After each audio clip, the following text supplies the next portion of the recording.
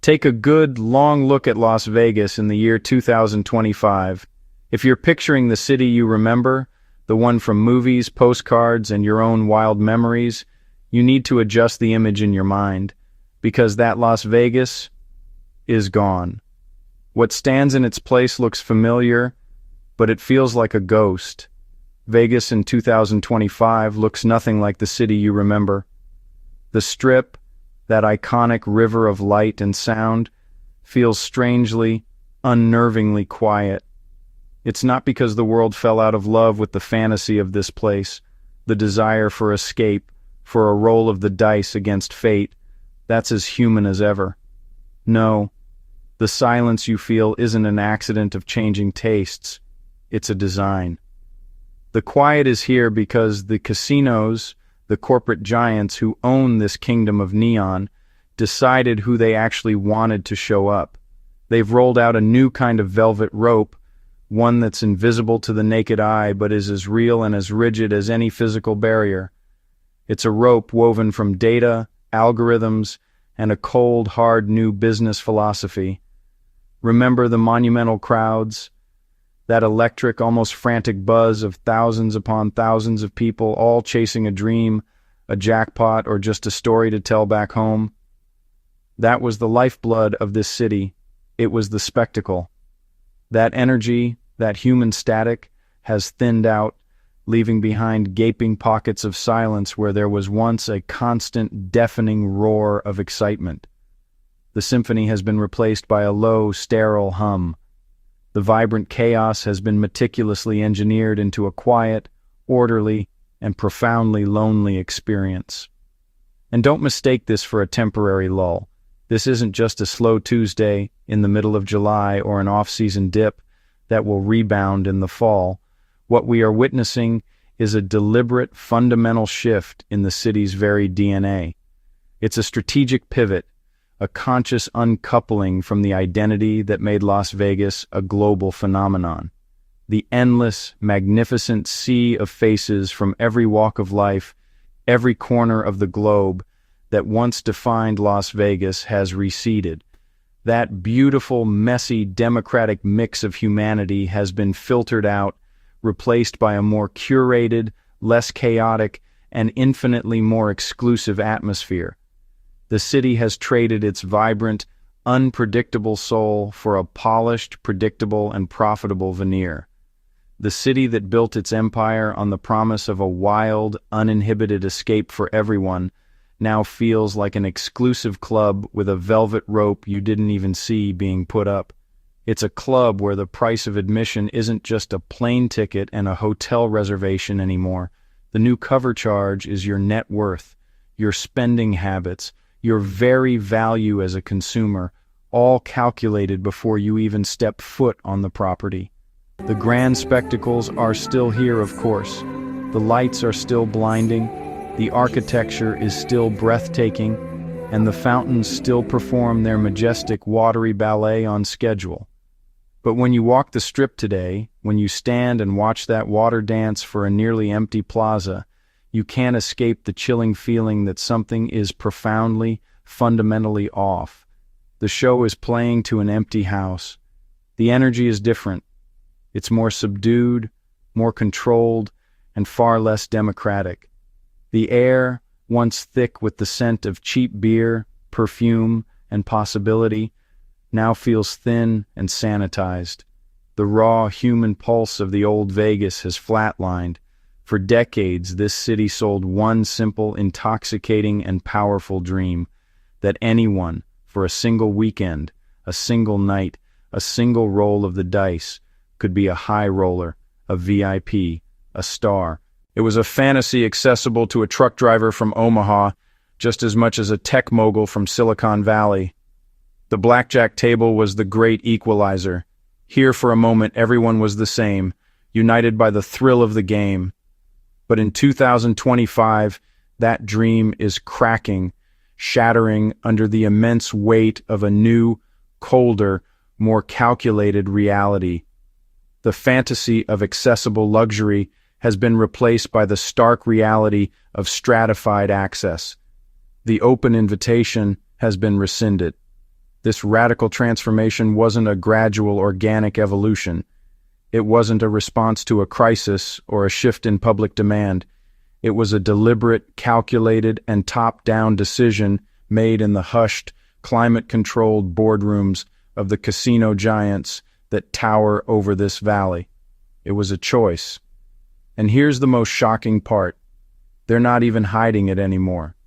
The shocking truth is that top executives are now quietly, and in some cases even proudly, admitting this isn't an accident. In earnings calls and investor conferences, they're openly discussing a new business model, a strategy they call demassification. It's a clinical, corporate term for a brutal reality. They are actively prioritizing a smaller pool of high-value guests and just as actively discouraging the so-called riff-raff, the very people who built this town. The city's complete and startling metamorphosis from a party for everyone to a private playground for the few is now all but complete. The great democratic experiment in the desert is over, and it leaves a chilling existential question hanging in the dry desert air. What happens when the city of luck decides it no longer needs the very people who made it lucky?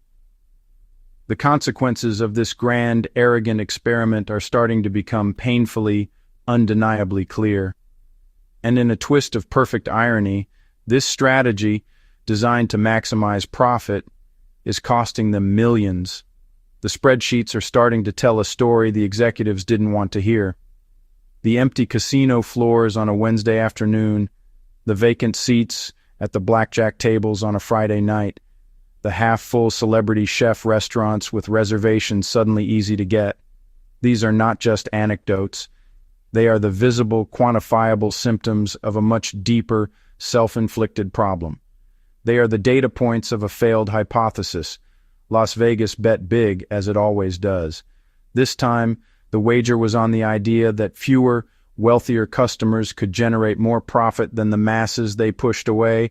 They believed a $1,000 loss from one whale was better than a $100 loss from 10 average visitors, but in their ruthless pursuit of a higher-spending demographic, they seem to have forgotten a crucial, intangible part of their own formula: the spectacle, the energy. The crowd itself was the main attraction.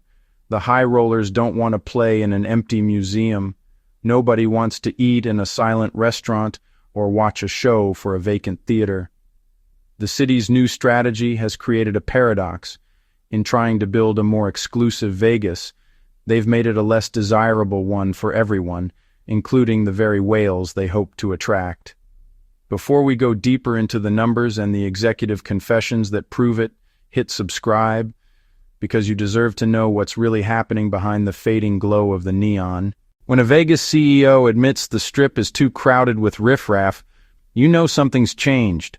It's not just a complaint, it's a mission statement, and it signals a seismic shift in the very foundation of the city. For decades, the Las Vegas model was simple: volume. Get as many people through the doors as possible, because every person was a potential player. But that philosophy is officially dead. This wasn't some off-the-cuff remark.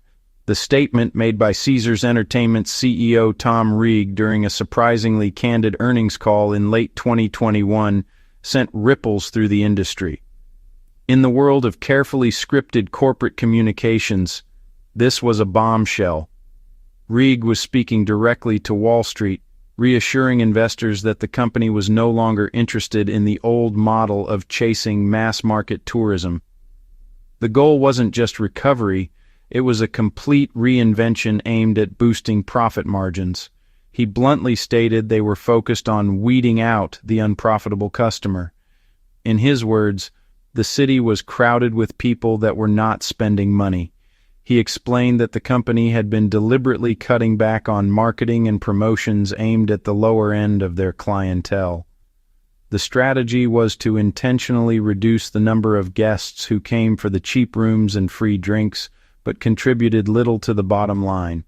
For a city built on the promise of an open door to everyone, the dime slot gambler, the buffet enthusiast, the dreamer hoping for a lucky break, This was a philosophical divorce from its own history.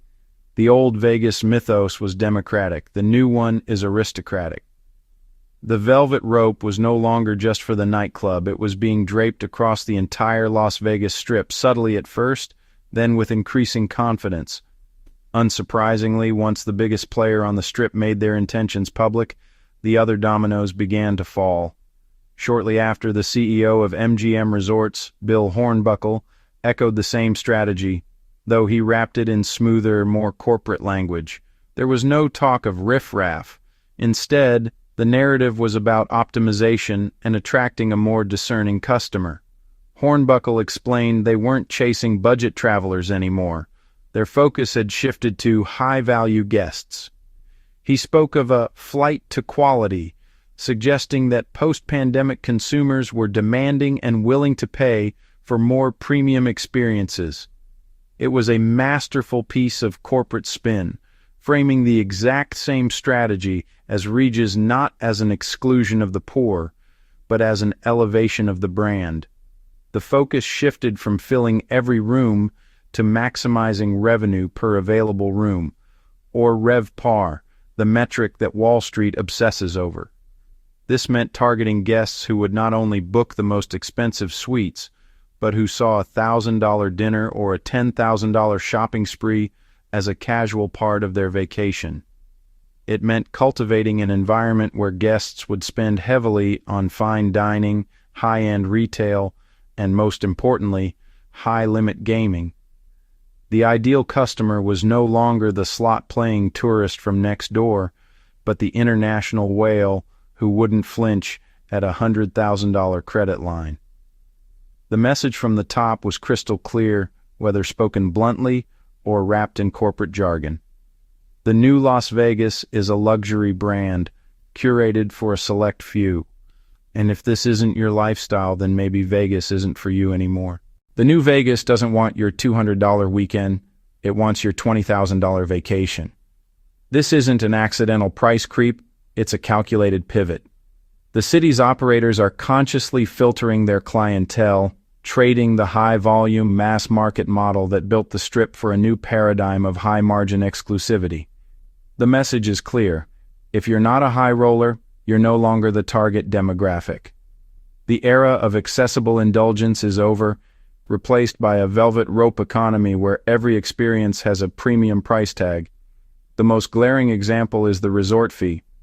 Climbing by more than 11% this year alone, they now average over $55 a night.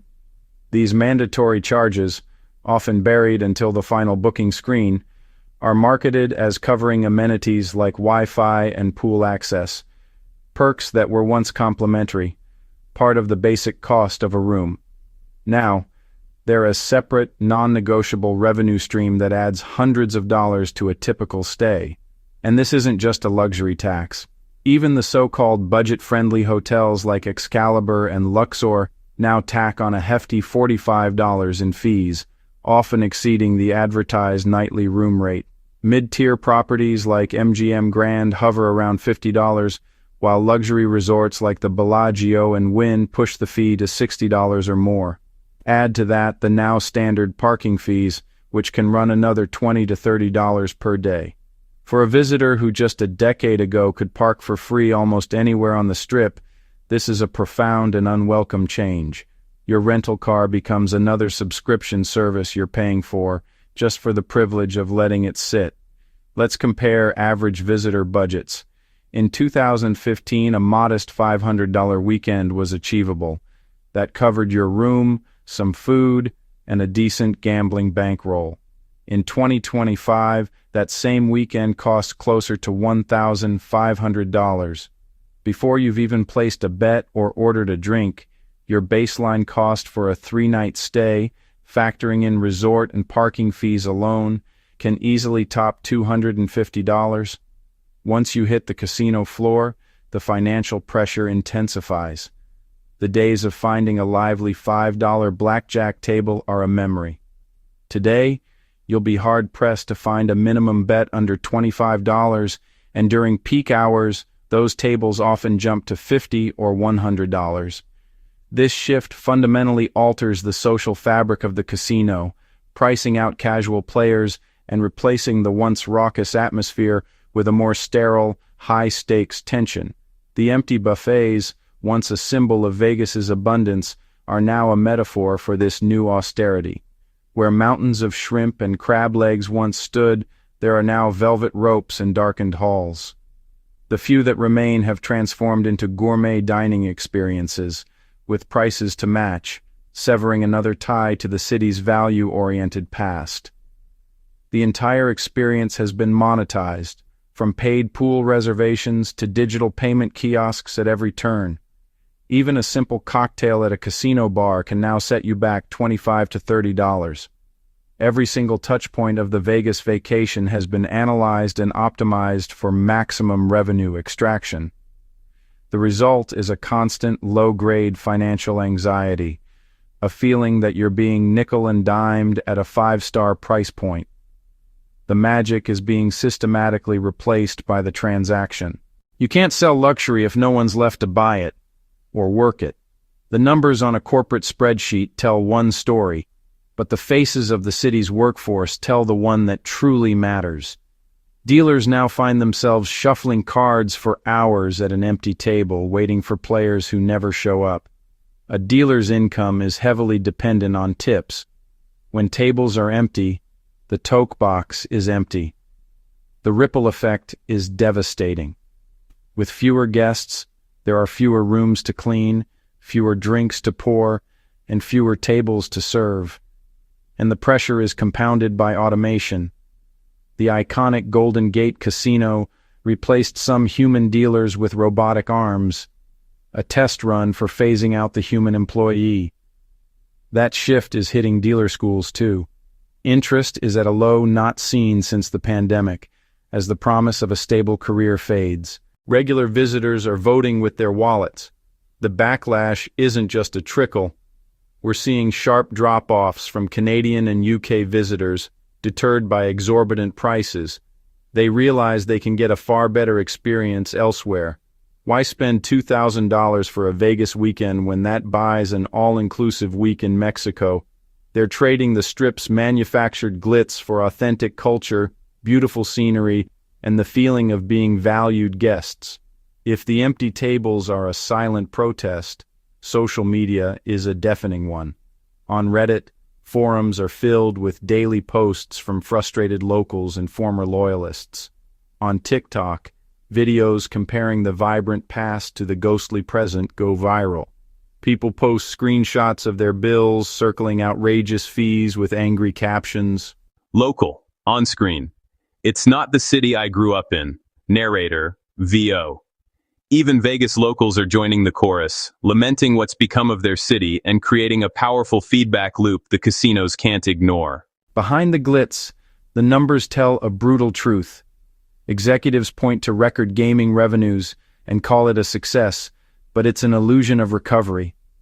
A high roller losing $1 million can easily mask the loss of 10,000 average tourists who no longer show up. Hotel occupancy rates, the true measure of a city's appeal, have been steadily declining, with weekday rooms sitting half empty. The overconstruction of luxury properties has only made the problem worse, creating a glut of high-end rooms, all competing for the same small pool of elite customers. This isn't a sustainable model. It's a high-stakes shell game. Because here's the thing the strategists forgot. The rich don't need Vegas. They can play in Monaco, Macau, or Singapore. A slight downturn in the global economy or a new, more attractive luxury destination could be all it takes for the entire house of cards to come tumbling down. Vegas might survive, but not as you know it. One future is the one CEOs envisioned, a sleek boutique playground where AI and automation run the show. It's efficient, profitable on paper, and completely devoid of its original soul. The Strip becomes a curated gallery of high-end experiences, a sterile haven for the super-rich. The other future is one of a slow, quiet decline, where the city becomes a relic of a bygone era. The real gamble isn't at the tables anymore. It's in the boardrooms, where a third path toward inclusivity is still possible. Vegas didn't lose its magic, it priced it out. If this opened your eyes, like, share, and comment below. Would you still visit a Vegas without its people?